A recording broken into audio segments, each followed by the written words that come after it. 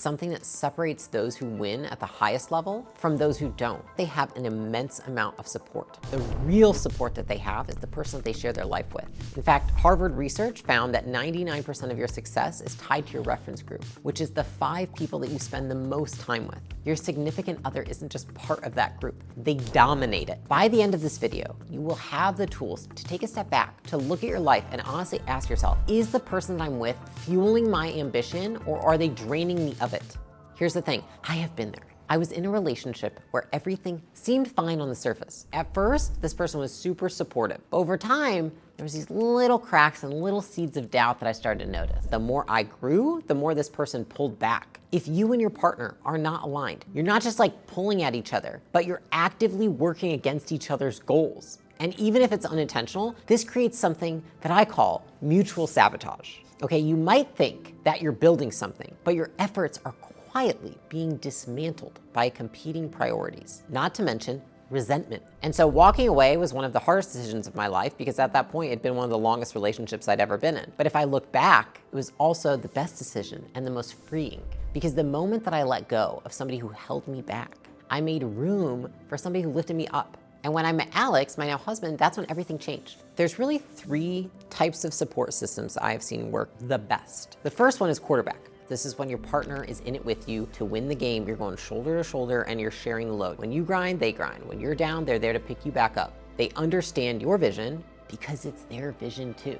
And when you're closer to achieving yours, they get closer to achieving theirs. There's no sacrifice here. It's not that one of you is doing it to help the other. You both want to get there. The second dynamic is the cheerleader. Not everybody needs to be in the trenches with you. And that's not what's best for everybody. Sometimes the best partner is the one that is simply cheering on from the side. So maybe they're not directly involved in everything that you're building, but their belief in you is unwavering. They are the safe place that you need to recharge. They're the first person to celebrate your wins. This dynamic works because even though they're not carrying the load with you, they're actively encouraging you to carry it better.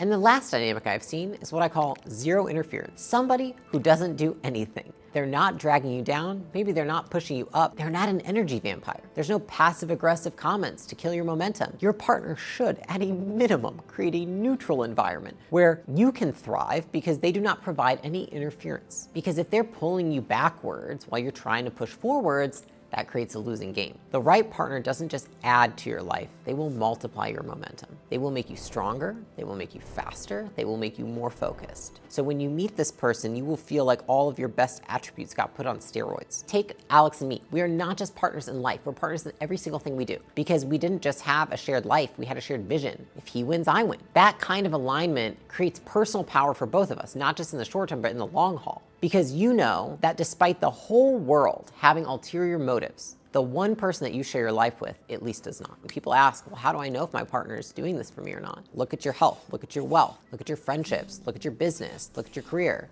Did they make it better or worse? A study from the University of California found that couples with conflicting career or life goals are 60% more likely to experience relationship and life stress and dissatisfaction. Now, why? Because here's the truth. You can't chase big goals with small-minded people supporting you. They are not just dead weight. They drain your energy, they drain your confidence, they drain your potential, and you get worse. And that realization, me having that realization, is why this video matters. I want to explain how relationships impact work so you understand. Okay, the first is that your work punishes your partner. Chasing big goals is not easy. But here's the thing. If your partner feels like they're the collateral damage of your ambition, that resentment will poison everything. It does not matter how noble your intentions are or how clear you've been with that person about what you want to do. If they feel neglected, if they feel underappreciated, it will bleed into the relationship. And eventually that resentment will either explode or it will quietly sow seeds of doubt into your focus, into your connection, your relationship, and into both of your lives. And so you have to ask yourself, does my work punish my partner? If you're constantly traveling and that makes them anxious, are they constantly being punished by your work? Someone who's supportive, they're in it with you, they would see all these things as noble because they're like, wow, it's amazing that you're accomplishing your goals. But if somebody doesn't have alignment with you, then they just see these as a negative, and then your work becomes a threat to them.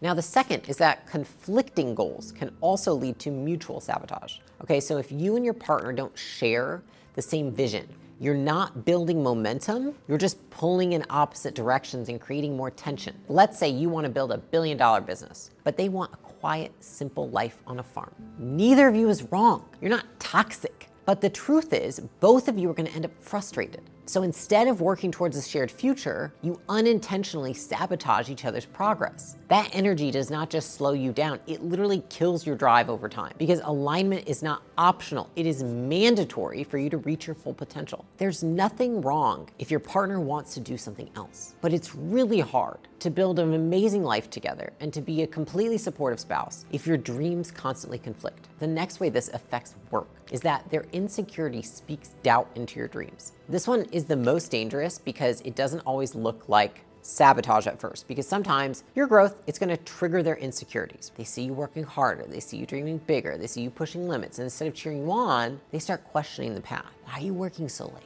Do you really think you can pull this off? Do you really think this is a good idea? It might sound like healthy concern, but a lot of the times, let's call it what it is. It's not, it's doubt. In the same way that somebody's a hater would do it. And doubt, no matter how it shows up, is still doubt. And the more that you let it in, the more it will hold you back. And this is the most insidious form because it always seems like it comes from a place of true support. It's like, oh, this isn't good for you. You should take a break. I don't know if this is gonna work. It always seems reasonable, but reasonable people don't achieve unreasonable things. And so if you have unreasonable dreams, you want people that can support those dreams. The last thing you look at is the thing closest to you. It's just that nobody ever thinks to look there. I understand why it's so hard to look at because it is a blind spot, but it's also the most important thing to look at. And it's why I wanted to make this video, because I don't want people to get to the end of their life not having achieved their dreams and realize it's because of the person that's been next to them the whole time. Here's the reality. The person you choose to share your life with is either your greatest asset or your biggest liability, because they will either propel you forward or weigh you down. And if their doubts, their resentments, or their conflicting goals continue to show up in your life, you need to ask yourself a hard question, which is, are they aligned with the future that you're building, or are they holding you back? Because when it comes to trying to achieve your dreams, the only thing worse than going at it alone is being with somebody who's trying to prevent you from getting there at all. It's not about monetary success. It's not about the external thing you're gonna achieve. Your goals are a part of who you are. They're part of your evolution. They're part of your development as a person. They're the one thing that nobody else can take away from you. So ask yourself, are the people closest to you helping you grow or holding you back from achieving them? The relationship where I was being held back, not once when I achieved something did that person say, oh my gosh, you did a great job. And I remember on my second date with Alex, he asked me, he said, what do you want to do? Like, what are your ambitions? Like, what do you want to build? And I gave him my vision for myself at the time. And I remember he said, what if you could do that and this? And I said, why would you think that I could do that? And he said, do you need permission to go after your dreams? And in that moment, I was like, I feel so free. You know, you have all these dreams for yourself, but they feel like they're not real. But the moment that somebody else validates those dreams and they say, why not even try for more? It's like, holy shit, so you believe that it could happen? It was like the dream came out of my head and into reality. And that belief is what led me to take the first step towards my dreams. That second date provided me with more confidence than an entire 5-year relationship had prior. Here's the thing, if you want to lead people, a leader inspires people to be better people because of who they are. What I realized for myself is that I can't be the leader that I want to be. I can't be the woman I want to be. I can't be the CEO I want to be if I don't have somebody that completely supports who I am.